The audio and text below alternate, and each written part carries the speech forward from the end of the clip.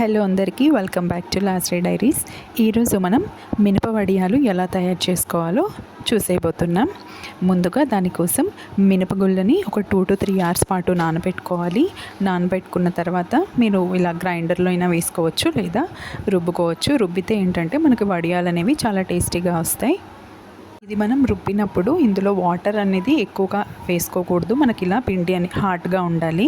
Water ఎక్కువ add చేసామంటే మనకి వడియాలు సరిగ్గా రావన్నమాట. సో ఇలా ఈ టెక్స్చర్ వచ్చేటట్టు మీరు గ్రైండ్ చేసుకోవాలి. ఆ తర్వాత ఇలా మీకు కావాల్సిన సైజులో ఇలా వడియాలు అయితే పెట్టేసుకోవాలి. మీకు కావాలి అంటే ఇంకా కొంచెం చిన్న సైజు కూడా పెట్టుకోవచ్చు. కాస్త గ్యాప్ ఇచ్చుకుంటూ పెట్టాలి, ఎందుకంటే అవి మనకి బాగా ఎండాలి కాబట్టి దగ్గరగా కాకుండా కాస్త గ్యాప్ అనేది ఇవ్వాలి. సో ఇవన్నీ పెట్టేసిన తర్వాత మనం దీన్ని తీసుకెళ్ళి ఎండలో పెట్టుకోవాలి. ఇవి 1 or 2 days బాగా డ్రై అవ్వాలన్నమాట.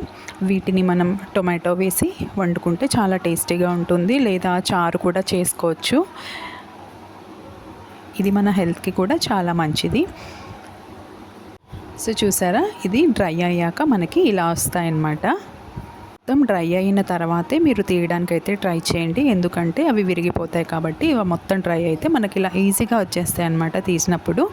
ఇప్పుడు ఇవి మీరు ఒక కంటైనర్లో స్టోర్ చేసుకుని పెట్టుకోవచ్చు. సో మీరు కూడా ఈ రెసిపీని తప్పకుండా ట్రై చేయండి.